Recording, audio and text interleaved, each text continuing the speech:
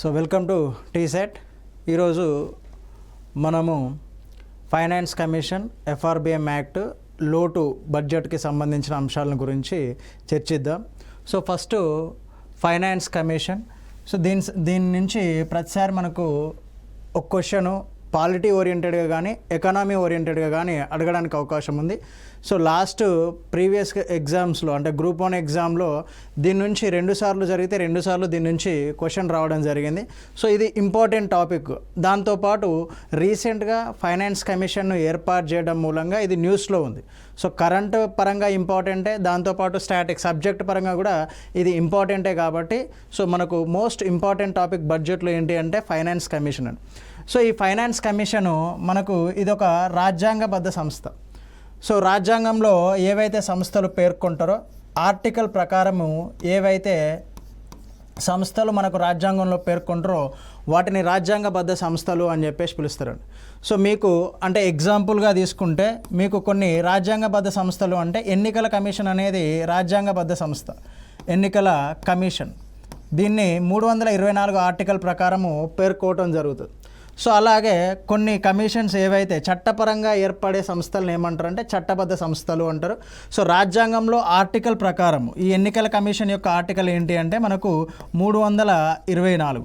So ఇలా ఒక article ప్రకారం దాన్ని రాజ్యాంగంలో కనుక పేర్కొంటే సో రాజ్యాంగబద్ధ సంస్థ అని చెప్పేసి అంటారు. సో మనకి ఫైనాన్స్ కమిషన్ అనేది ఒక రాజ్యాంగబద్ధ సంస్థ. సో దీన్ని ఏ ఆర్టికల్ ప్రకారం ఏర్పాటు చేయడం జరుగుతుంది అంటే 280వ ఆర్టికల్ ప్రకారం మనకు ఏర్పాటు చేయడం జరుగుతుంది. సో ఎవరు ఏర్పాటు చేస్తారు అంటే సో రాష్ట్రపతి మనకి ఈ రాజ్యాంగబద్ధ సంస్థ అయిన ఫైనాన్స్ కమిషన్ని ఏర్పాటు చేయడం జరుగుతుంది. ఎంతకాలానికి ఏర్పాటు చేస్తారు మరి అంటే ప్రతి 5 సంవత్సరాలకు ఒకసారి, రైట్. సో ప్రతి 5 సంవత్సరాలకు ఒకసారి ఈ ఫైనాన్స్ కమిషన్ని ఏర్పాటు చేయడం జరుగుతుంది. సో మొట్టమొదటి ఫైనాన్స్ కమిషన్ని మనకు 1951లో ఏర్పాటు చేయడం జరిగిందండి. సో 1951 నవంబర్లో మొదటి ఫైనాన్స్ కమిషన్ని ఏర్పాటు చేయడం జరుగుతుంది. సో 1951 నుంచి ఇప్పటి వరకు ఫైనాన్స్ కమిషన్లు ప్రతి 5 సంవత్సరాలకు ఒకసారి ఏర్పాటు చేయడం జరుగుతుంది. సో దీంట్లో సభ్యులు ఏ విధంగా ఉంటుంది, దీని కాంపోజిషన్ ఏ విధంగా ఉంటుంది అనేది మనకు ఇంపార్టెంట్. సో ఎకనామీ పరంగా మీకు జస్ట్ సభ్యులు మాత్రమే అడుగుతారు. సో పాలిటీ ఓరియంటెడ్గా ఇదే క్వశ్చన్ అడగాలి అంటే వాళ్ళ యొక్క క్వాలిఫికేషన్స్ కూడా మనకు ఇంపార్టెంట్ అండి. అంటే ఆ సభ్యుల యొక్క క్వాలిఫికేషన్స్ అర్హతలు ఏ విధమైన అర్హతలను కలిగి ఉంటే సో వాళ్ళని ఫైనాన్స్ కమిషన్ సభ్యులుగా ఎన్నుకుంటారు అని చెప్పేసి ఆ అర్హతలు కూడా ఇంపార్టెంట్. సో ఇక్కడ మనకు ఒక చైర్మన్, 4 సభ్యులు. సో కంపోజిషన్ ఎంత అంటే మొత్తము 5 మంది. సో 5 మంది. సో దీని యొక్క మెయిన్ ఉద్దేశం ఇది ఏర్పాటు చేయడానికి, ఫైనాన్స్ కమిషన్ ఏర్పాటు చేయడానికి మనకు దాని యొక్క మెయిన్ ఉద్దేశం ఏంటి అంటే కేంద్రానికి మరియు రాష్ట్రాలకు మధ్య వనరుల అంటే ఏదైతే ఆదాయం వస్తుందో, ఏదైతే డబ్బు వస్తుందో సో దాన్ని పంపిణీ చేయడం కోసం, ఆదాయ వనరులను పంపిణీ చేయడం కోసం సో ఈ ఫైనాన్స్ కమిషన్ అనే దాన్ని ఏర్పాటు చేయడం జరిగిందండి. సో ఈ ఫైనాన్స్ కమిషన్ ఏం చేస్తుంది, దీని యొక్క అంటే ప్రాధాన్యత ఏంటి అంటే మనకు ఇప్పుడు జిఎస్టీ పరోక్ష పన్ను అనుకోండి, ఈ జిఎస్టీ ద్వారా మనకు డబ్బులు వస్తాయి. సో జిఎస్టీ ద్వారా కేంద్రానికి డబ్బులు వస్తాయి, రాష్ట్రాలకు డబ్బులు వస్తాయి. సో కేంద్రానికి రాష్ట్రానికి రెండింటికి మనకి డబ్బులు వస్తాయండి. ఇద్దరికి డబ్బులు వచ్చిన తర్వాత ఈ కేంద్రం నుంచి రాష్ట్రాలకు వెళ్ళే వాటాను నిర్ణయించేది ఎవరు అంటే ఫైనాన్స్ కమిషన్ నిర్ణయిస్తుంది. ఈ ఫైనాన్స్ కమిషన్ అనేది నిర్ణయిస్తుంది. సో పన్నుల ద్వారా వచ్చే వాటాను ఏ విధంగా కేంద్ర రాష్ట్రాల మధ్య పంచాలి, సో గ్రాంట్ల ద్వారా వచ్చే వాటాలను కేంద్ర రాష్ట్రాల మధ్య ఏ విధంగా పంచాలి. సో దానితో పాటు మనకి ఇక్కడ స్థానిక సంస్థలకు కూడా ఉంటుందండి. సో ఈ స్థానిక సంస్థలకు కూడా ఏ విధంగా వాటాను ఇవ్వాలి, వనరుల వాటా, ఆదాయ వాటా ఏ విధంగా ఇవ్వాలి అనేది ఎవరు నిర్ణయిస్తారు అంటే ఫైనాన్స్ కమిషన్ అనేది నిర్ణయించడం జరుగుతుంది. సో ఇది కేంద్ర రాష్ట్రాల మధ్య ఆదాయ వనరుల పంపిణీ కోసం ఏర్పాటు చేయబడిన సంస్థ. ఓకే. సో ఇప్పటి వరకు ఎన్ని ఫైనాన్స్ కమిషన్లను ఏర్పాటు చేయడం జరిగింది అంటే మనకు 1951లో మొదటిది ఏర్పాటు చేసిళ్ళు అని చెప్పేసి అనుకున్నాం. సో ఇప్పటి వరకు దాదాపు 16 ఆర్థిక సంఘాలను ఫైనాన్స్ కమిషన్లను ఏర్పాటు చేయడం జరిగింది. సో మీకు ఎగ్జామ్ పాయింట్ ఆఫ్ వ్యూలో 15, 16 అనేది చాలా ఇంపార్టెంట్ అండి. 15, 16 అనేది చాలా ఇంపార్టెంట్. సో మీకు ఎగ్జామ్లో ఇది జీకే అవుతుంది, ఇది కరెంట్ అఫైర్స్ అవుతుంది. సో రెండింటిని మనం బ్యాలెన్స్ చేసుకుంటూ చదువుకోవాలి. సో 15వ ఆర్థిక సంఘం చైర్మన్ ఎవరు అంటే ఎన్కే సింగ్. ఇది చాలా ఇంపార్టెంట్, డైరెక్ట్ అడగడానికి స్కోప్ ఉన్న బిట్. మీకు వాడు 15వ ఆర్థిక సంఘం చైర్మన్ ఏది అని చెప్పేసి ఎగ్జామ్లో అడగడానికి ఉంటుంది. సో మనం రీసెంట్ డేటాని చదువుకొని వెళ్తాం, వాడు 15వ ఆర్థిక సంఘం చైర్మన్ని మనకు క్వశ్చన్ అడగడానికి ఉంటుంది. సో దీని సూచనలు ఎప్పటి నుంచి ఎప్పటి వరకు అమల్లో ఉన్నాయి అంటే సో 2020 నుంచి 26 వరకు అమల్లో ఉంటాయండి. సో ప్రతి 5 సంవత్సరాలకి సో 5 సంవత్సరాల కాలానికి ఎన్నుకుంటాము ఉన్నాం.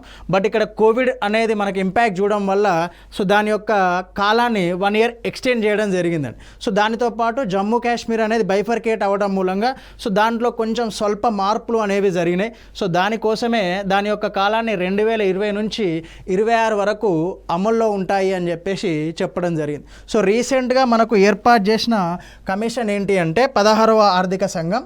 బట్ సో ఈ 15వ ఆర్థిక సంఘం అంటే ఎన్కే సింగ్ గారి ఆధ్వర్యంలో ఏర్పాటు చేసిన ఈ ఆర్థిక సంఘం సో ఒక రాష్ట్రానికి ఏ విధంగా వేటిని ఆధారంగా చేసుకొని పన్నులను పంపిణీ చేస్తుంది, పన్నులను కావచ్చు లేదంటే గ్రాంట్లను కావచ్చు, సో దానికి వచ్చిన ఆదాయాన్ని ఏ విధంగా ఒక రాష్ట్రానికి పంపిణీ చేస్తుంది అంటే ఆ రాష్ట్రం యొక్క జనాభాని 15% తీసుకుంటుంది. సో భౌగోళిక ప్రాంతం ఏరియాని 15%, అంటే మనకు 100% వాటా ఉన్నది అనుకోండి. 100% అంటే 100 రూపాయలు ఉన్నాయనుకోండి. ఆ 100 రూపాయలని జనాభా ఆధారంగా చేసుకొని, ఏరియాని ఆధారంగా చేసుకొని, అడవులు మరియు జీవావరణాన్ని ఆధారంగా చేసుకొని, ఆదాయ వ్యత్యాసాన్ని ఆధారంగా చేసుకొని, జనాభా పనితీరును ఆధారంగా చేసుకొని, సో పన్ను టార్గెట్స్ని ఏ విధంగా రీచ్ అయ్యిందో వాటిని ఆధారంగా చేసుకొని వాటి మధ్య పంపిణీ చేయడం జరుగుతుంది. ఇక్కడ క్వశ్చన్ దీని నుంచి ఏ విధంగా బేస్ చేసుకొని అడుగుతాడు అంటే 15వ ఆర్థిక సంఘం సూచనల మేరకు సో క్రింది వాటిని ఆరోహణ క్రమంలో కానీ అవరోహణ క్రమంలో కానీ అంటే అవి తీసుకున్న సూచికలను ఆరోహణ క్రమంలో కానీ అవరోహణ క్రమంలో కానీ అమర్చండి అని చెప్పేసి అంటాడు. సో దేనికి ఎక్కువగా ప్రయారిటీ ఇవ్వడం జరిగింది అంటే సో ఆదాయ వ్యత్యాసానికి ఎక్కువ ప్రయారిటీ ఇవ్వడం జరిగిందండి. సో ఇది న్యూస్లో ఉంది, ఈ క్రైటీరియా కూడా మనకు న్యూస్లో ఉందండి. ఎందుకు అంటే దక్షిణ భారతదేశ రాష్ట్రాలు అనేవి జనాభాని కంట్రోల్ చేస్తున్నాయి. సో జనాభాని కంట్రోల్ చేసినప్పటికి కూడా జనాభాని తక్కువ ప్రయారిటీ ఇవ్వడం, మిగిలిన వాటితో పోల్చినప్పుడు తక్కువ ప్రయారిటీ ఇవ్వడం మూలంగా ఇది న్యూస్లో ఉందండి. రైట్. సో వీటిని ఆధారంగా చేసుకొని మనకు పన్నులను పంపిణీ చేయడం అనేది జరుగుతుంది. ఓకే. సో వీటిని అసెండింగ్ ఆర్డర్ కానీ డిసెండింగ్ ఆర్డర్ కానీ, పైనుంచి కిందికి కానీ కింది నుంచి పైనకి కానీ, లేదంటే దేనికి ఎక్కువ ప్రియారిటీ, ఆదాయ వ్యత్యాసానికి ఎక్కువ ప్రియారిటీ, దేనికి తక్కువ ప్రియారిటీ. సో పన్ను లక్ష్యాల చేరిక అంటే ఎంత పన్ను వసూలు చేయాలి అని ఒక రాష్ట్రానికి టార్గెట్ ఇస్తే వాళ్ళు అది రీచ్ అయ్యిలా లేదా అనే దానికి 2.5% అనేది 2.5% కేటాయింపులు అనేవి చేయటం జరిగింది. సో ఇది చాలా చాలా ఇంపార్టెంట్ ఈ టేబుల్ అనేది. ఓకే. సో దీని తర్వాత ఏర్పాటు చేసింది అంటే రీసెంట్గా ఏర్పాటు చేసింది ఏంటి అంటే 16వ ఆర్థిక సంఘం అండి. సో దీంట్లో ఉన్న సభ్యులు ఇంపార్టెంట్, దీని యొక్క టైం డ్యూరేషన్ అనేది మనకు ఇంపార్టెంట్. సో ఏంటి అంటే 16వ ఆర్థిక సంఘం chairman Arvind పనాగారియా.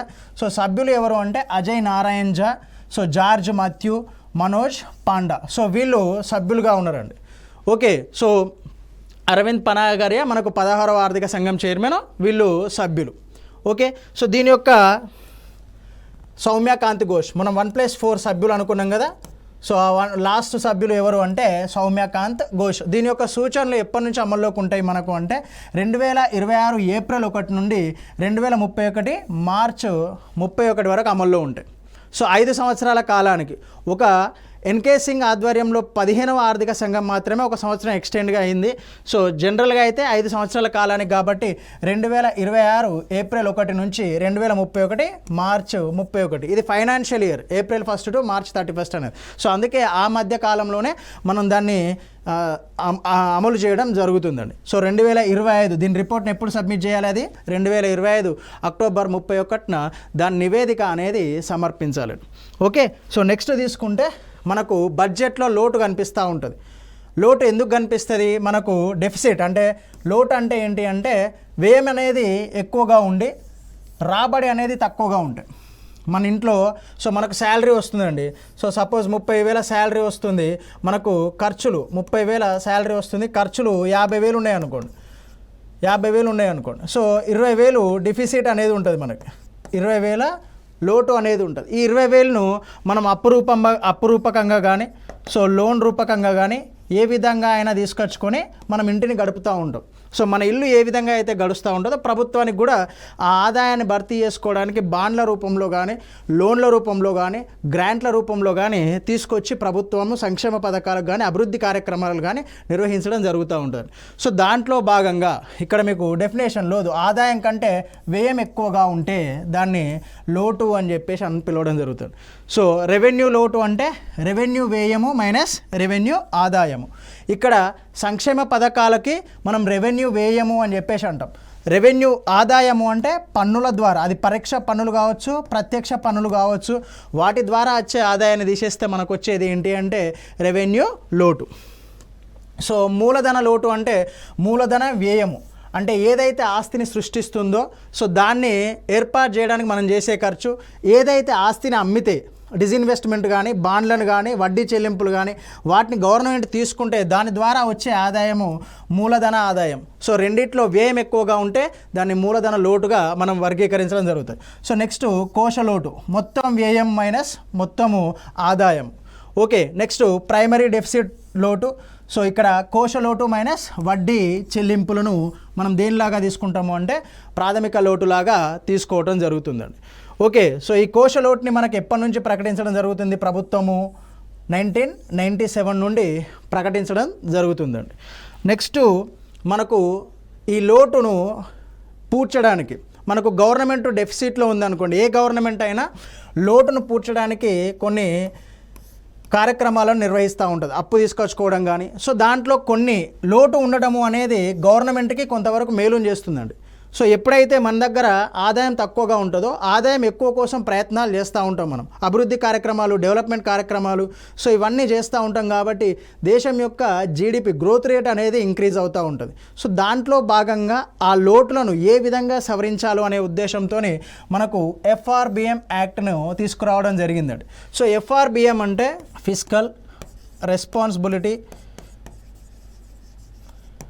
Budgetary management act. మీరు తెలుగు మీడియం అయినా కూడా దీన్ని ఇంగ్లీష్లోనే గుర్తుపెట్టుకోవడానికి సౌలభ్యంగా ఉంటుంది. బడ్జెటరీ మేనేజ్మెంట్ యాక్ట్ అండి. దీన్ని తెలుగులో చదవడం కంటే ఇంగ్లీష్లో గుర్తుపెట్టుకోవడం ఈజీ. సో 2003లో దీన్ని ఏర్పాటు చేయడం జరిగిందండి, physical responsibility budgetary management act. So దీన్ని తర్వాత సవరణలు చేయడం జరిగింది. సో దీని ప్రకారం ఏంటి అంటే ఏదైతే కోశ లోటు ఉందో సో ఆ కోశ లోటును ప్రతి సంవత్సరం 0.3% తగ్గిస్తూ 2023 నాటికి 3%కి పరిమితం చేయడం. సో ఇది కోవిడ్ టైంలో సాధ్యం అవ్వలేదు. సో 2023 అయిపోయింది, బట్ కోశ లోటు అనేది ఈ 3%గా ప్రభుత్వం తీసుకురాలేకపోయింది. సో ఇదొక ప్రభుత్వం యొక్క వైఫల్యంగా చెప్పొచ్చు. సో FRBM యాక్ట్ ప్రకారం అయితే కోశ లోటును 0.3% తగ్గిస్తూ 3%కి పరిమితం చేయాలి. సో దాని తర్వాత మనకున్న లోటు ఏంటి అంటే రెవెన్యూ లోటు అండి. సో ఇది ఇంపార్టెంట్, రెవెన్యూ లోటును తగ్గించాలి.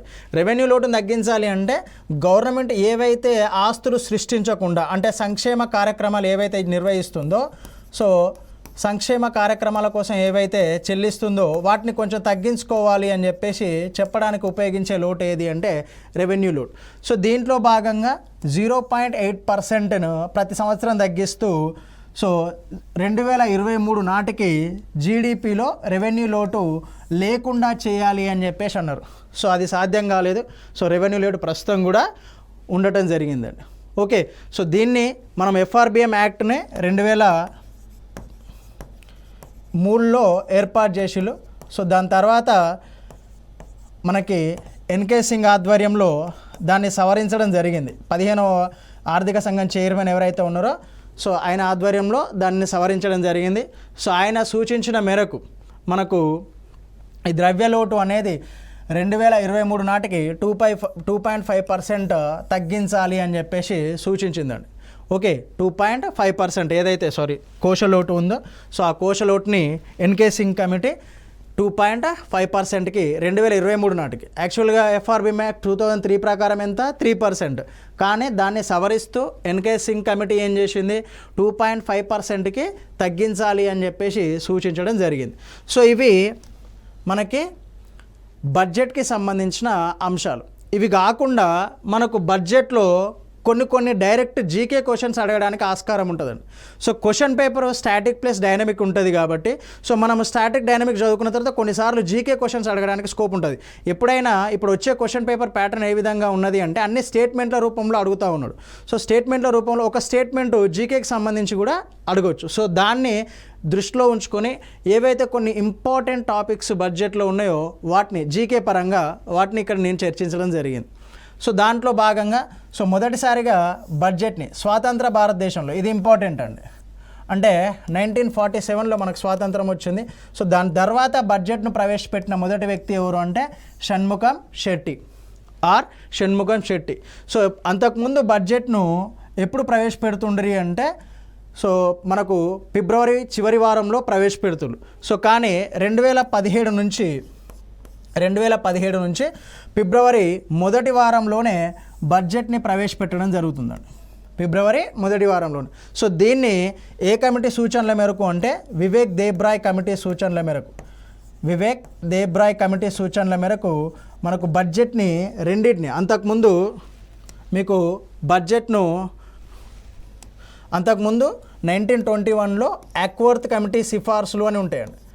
యాక్వర్త్ కమిటీ సిఫార్సులు దీని ప్రకారము సాధారణ బడ్జెట్ వేరు, రైల్వే బడ్జెట్ వేరు. రైట్, రెండు రకాల బడ్జెట్లు, ఒకటి సాధారణ, ఇంకొకటి రైల్వే. ఈ రెండు బడ్జెట్లను వేరువేరుగా రూపొందించడం జరిగింది. సో దాన్ని వివేక్ దేబ్రాయ్ కమిటీ సూచనల మేరకు ఈ సాధారణ బడ్జెట్ని రైల్వే బడ్జెట్ని కలపడం జరిగిందండి. రెండింటిని కలిపి ఒకే బడ్జెట్గా ప్రవేశపెట్టడం జరుగుతుంది. సో దాన్ని ఎప్పుడు ప్రవేశపెడుతుళ్ళు అంటే ఫిబ్రవరి మొదటి వారంలో మనకు ప్రవేశపెట్టడం జరుగుతుందండి. ఓకే, సో నెక్స్ట్ సో బడ్జెట్ను రూపొందించడానికి ఎవరు బడ్జెట్ను రూపొందిస్తారు అంటే department of economic affairs, DEA department అంటారు, department of economic affairs. So దాన్ని రూపొందించే విధానాలు డిఫరెంట్గా ఉంటాయి. సో బడ్జెట్ను రూపొందించేది ఎవరు అని మాత్రం గుర్తుపెట్టుకోండి. సో బడ్జెట్ను రూపొందించిన తొలి మహిళ ఎవరు అంటే ఇందిరాగాంధీ అండి. బడ్జెట్ను రూపొందించిన తొలి మహిళ ఇందిరాగాంధీ. సో ఆమె తర్వాత ఇప్పుడు ఎవరైతే ఉన్నారో నిర్మలా సీతారామన్ ప్రస్తుతం ఆర్థిక మంత్రి, ఈమె రూపొందించడం జరిగింది. సో ఎక్కువసార్లు బడ్జెట్ను ప్రవేశపెట్టింది ఎవరు అంటే మొరార్జీ దేశాయ్ అండ్ చిదంబరం.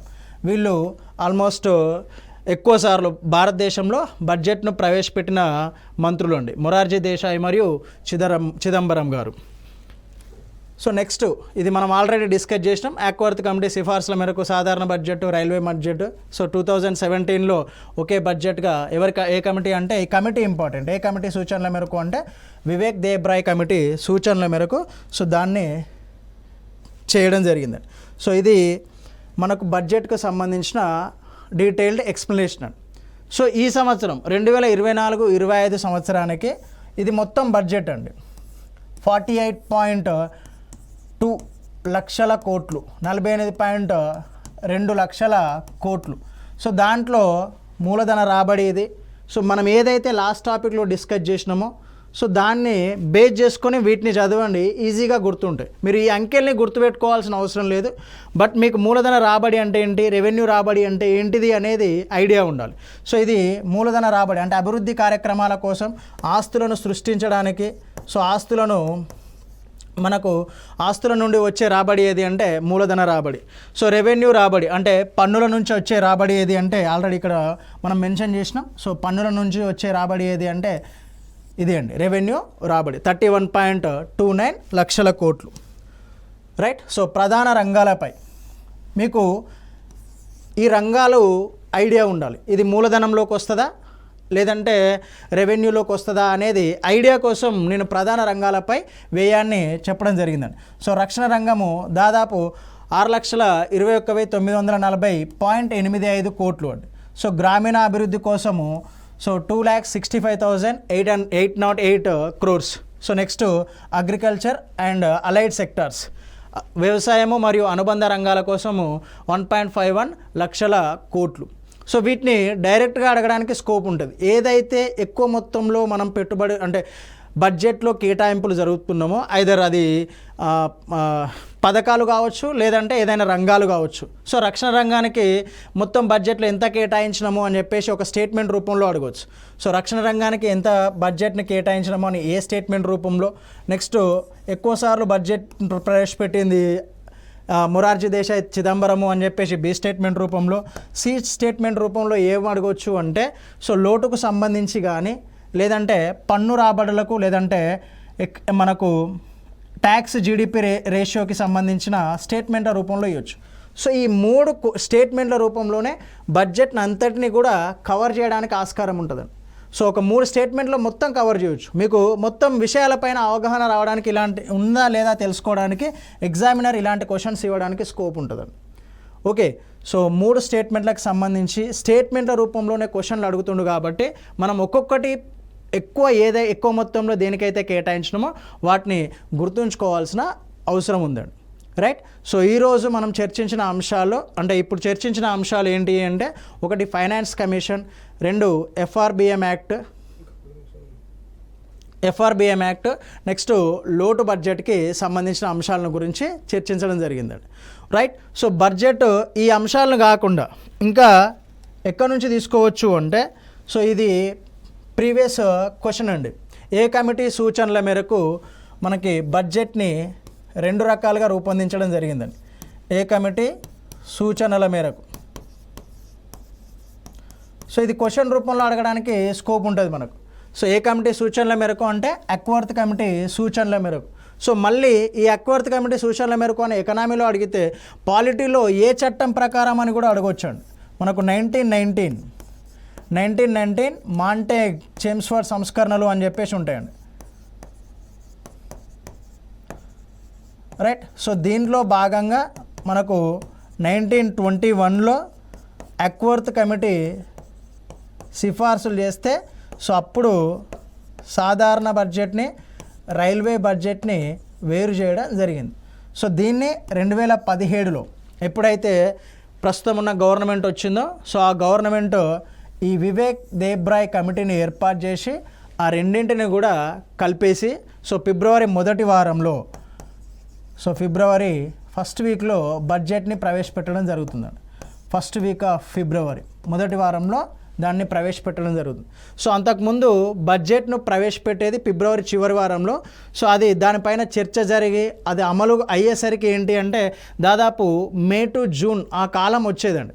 సో దానివల్ల ఈ బడ్జెట్ను ఎప్పుడైతే అమలు అంటే దానిపైన ఓటింగ్ అంతా అయిపోయి, సో దాంట్లో నుంచి మనం ఖర్చు చేసుకోవాలి అంటే టైం పడుతుంది కాబట్టి, సో దాన్ని ముందుకు జరపడం మూలంగా అభివృద్ధి కార్యక్రమాలకు ఎలాంటి ఆటంకం లేకుండా నిర్వహించుకోవచ్చు, సో దానిలో నుంచి తీసుకొని ఉపయోగించుకోవచ్చు అనే ఉద్దేశంతోనే సో ఈ కమిటీ ఆ రెండింటిని కలిపేసి ఒకటే బడ్జెట్గా రూపొందించడం జరిగింది. సో ఫిబ్రవరి 1వ వారంలో ప్రవేశపెట్టడానికి ఆ రెండింటిని కలిపి ఒకటే రూపొందించడానికి ప్రధానమైన కారణమైన కమిటీ ఏంటి అంటే వివేక్ దేబ్రాయ్ కమిటీ అండి. సో నెక్స్ట్ దీనిలో నుంచి కాకుండా మనకు క్వశ్చన్ ఎక్కడి నుంచి రావచ్చు అంటే, సో దీంట్లో నుంచి 16th ఫైనాన్స్ కమిషన్ నుంచి, సపోజ్ 16వ ఆర్థిక సంఘం నుంచి మనకు క్వశ్చన్ ఏ విధంగా రావచ్చు అంటే, 10వ ఆర్థిక సంఘానికి సంబంధించి క్రింది వానిలో సభ్యులు కానివారు ఎవరు అని అడగొచ్చండి. క్రింది వానిలో సభ్యులు కానివారు ఎవరు? ఈ క్వశ్చన్ ఎక్స్పెక్ట్ చేయొచ్చు మనము. కానివారు ఎవరు? Okay. So chairman Arvind Panagariya. ఈ నలుగురు ఎవరైతే సభ్యులు ఉన్నారో సో వాళ్ళని గుర్తుపెట్టుకోవాల్సిన అవసరం ఉందండి. అజయ్ నారాయణ్ ఝా, అన్నీ జార్జ్ మాథ్యూ, మనోజ్ పాండా, నెక్స్ట్ సౌమ్యకాంత్ ఘోష్. సో మనం 1+4 మొత్తం 5గురిని ఏర్పాటు చేస్తాం కాబట్టి చైర్మన్తో సహా ఈ 4 సభ్యులను గుర్తుపెట్టుకోవాల్సిన అవసరం మనకి ఉంది. సో ఎప్పటి నుంచి ఎప్పటి వరకు అమల్లో ఉంటాయి అనేది కూడా ఇంపార్టెంట్. 2026 ఏప్రిల్ 1 నుండి 2031 మార్చి 31 వరకు.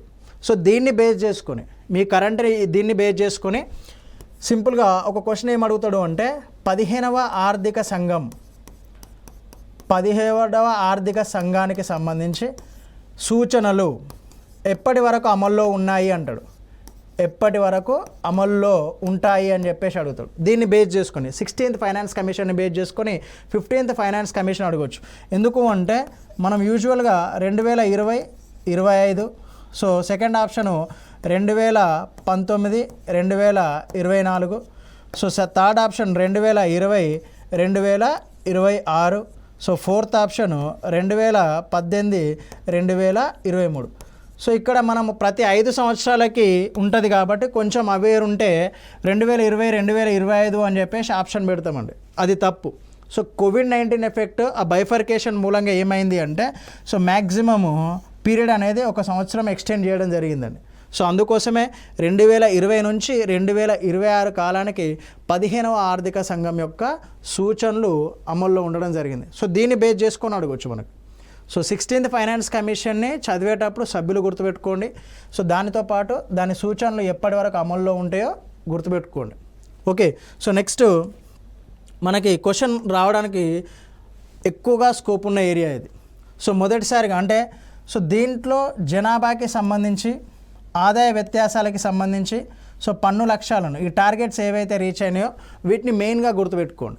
సో మీకు క్వశ్చన్ ఏ విధంగా అడుగుతాడు అంటే 15వ ఆర్థిక సంఘం 15వ ఆర్థిక సంఘం వేటిని ఆధారంగా అంటే క్రింది వాటిలో వేటికి అధిక ప్రాధాన్యత ఇచ్చింది అని చెప్పేసి అడగవచ్చు. దేనికి లేదా వేటికి అధిక ప్రాధాన్యత ఇచ్చింది అని చెప్పేసి. ఓకే. సో ఫస్ట్ జనాభా, ఇది డైరెక్ట్ క్వశ్చన్ అండి. సో నెక్స్ట్ ఆదాయ వ్యత్యాసాలు, నెక్స్ట్ పన్ను లక్ష్యాల చేరిక, నెక్స్ట్ జీవావరణము మరియు అడవులు. ఇది డైరెక్ట్ క్వశ్చన్. వాడు దీనిలో నుంచి బేసిక్గా అడిగే క్వశ్చను ఇంతకు మించి అడగడు. ఓకే. సో దీంట్లో ఎక్కువ మొత్తంలో మనకు ప్రయారిటీ ఇచ్చింది దేనికి అంటే ఆదాయ వ్యత్యాసాలకి దాదాపు 45% ఇచ్చిందండి. సో దీనికి 15% ఇచ్చింది. సో ఈ పర్సంటేజ్ గుర్తుంచుకోవడం మూలంగా ఇదే క్వశ్చన్ని ఏం క్వశ్చను ఎలా అడగవచ్చు అంటే 15వ ఆర్థిక సంఘం జనాభా ఆదాయ వ్యత్యాసాన్ని పన్ను లక్ష్యాల చేరికను అడవులను మరియు పర్యావరణాన్ని ఆధారంగా చేసుకొని నిధుల పంపిణీ అనేది చేసింది. సో దాని ఆధారంగా వీటిని ఆరోహణ క్రమంలో కానీ అవరోహణ క్రమంలో కానీ అమర్చండి అని చెప్పేసి అంటాడు. అంటే పెద్ద నుండి చిన్న వరకు కానీ చిన్న నుండి పెద్ద వరకు కానీ అమర్చండి అని చెప్పేసి అంటాడు. సో ఇది లాస్ట్ టైం గ్రూప్ 1లో అడిగిన క్వశ్చన్ అండి. ఓకే. సో నెక్స్ట్ దీనికి సంబంధించిన క్వశ్చన్ ఏంటి అంటే సో ఇది పాలిటీలో అడగడానికి అవకాశం ఉంటుంది. లేదంటే కొన్నిసార్లు ఎక్స్ట్రీమ్గా వెళ్ళిపోయి వాడు ఏం చేస్తుండే ఈ మధ్యలో అంటే జీకే అండ్ ప్రస్తుతం ఉన్న డైనమిక్ ఏదైతే కరెంట్ అఫైర్స్ ఉందో రెండింటిని అడుగుతుండు. సో మొదటి ఆర్థిక సంఘం చైర్మన్ ఎవరు, 16వ ఆర్థిక సంఘం చైర్మన్ ఎవరు, 2వ ఆర్థిక సంఘం చైర్మన్ ఎవరు, సో 15వ ఆర్థిక సంఘం చైర్మన్ ఎవరు, మ్యాచ్ ద ఫాలోయింగ్ అడగడానికి ఉంటుంది. మ్యాచ్ ద ఫాలోయింగ్ క్వశ్చన్ అడగడానికి ఉంటుంది. సో మొదటి ఆర్థిక సంఘము మనకు ఎప్పుడు ఏర్పాటు చేసిలో అంటే 1951లో ఏర్పాటు చేయడం జరిగిందండి. ఓకే. సో దీనికి మనకి కేసీ నియోగి ఆర్థిక సంఘం చైర్మన్గా ఉన్నాడు. ప్రస్తుత ఆర్థిక సంఘం చైర్మన్గా మనకు అరవింద్ పనాగారియా గారు ఉన్నారు. సో వీటిని మ్యాచ్ ద ఫాలోయింగ్ అడగడానికైనా స్కోప్ ఉంటుంది. సో సబ్జెక్ట్ని కాంప్రహెన్షన్గా ఎవరైతే అర్థం చేసుకుంటారో సో వాళ్ళు ఈ విధంగా చదువుకుంటూ వెళ్తారండి. సో దీనివల్ల ఏమవుతుందంటే టైం తక్కువ కన్జ్యూమ్ అవుతుంది, ఎక్కువ గుర్తుంచుకోవడానికి అవకాశం ఉంటుంది. రైట్. సో ఇది మనకు FRBM యాక్ట్, ఫైనాన్స్ కమిషన్, లోటు, ఇంకా బడ్జెట్కి ఇతర అంశాలు ఏవైతే ఉన్నాయో వాటికి సంబంధించిన అంశాలు మరియు క్వశ్చన్స్. సో దీన్ని ఆధారంగా చేసుకుని బడ్జెట్ని చదువుకోండి. సో మీరు బడ్జెట్ చదివేటప్పుడు కంపల్సరీ 2024-25 బడ్జెట్ని పెట్టుకొని ఒకసారి క్లాస్ వినండి. దానివల్ల మీకు ఏమవుతుందంటే చాలా క్లారిటీ వస్తుంది. క్వశ్చన్స్ ఏ విధంగా అడుగుతుండు, క్వశ్చన్స్ ఏ విధంగా ఫ్రేమ్ చేస్తున్నా అనే అంశాన్ని మనము గమనించడానికి ఆస్కారం ఉంటుంది. Right. So thank you so much.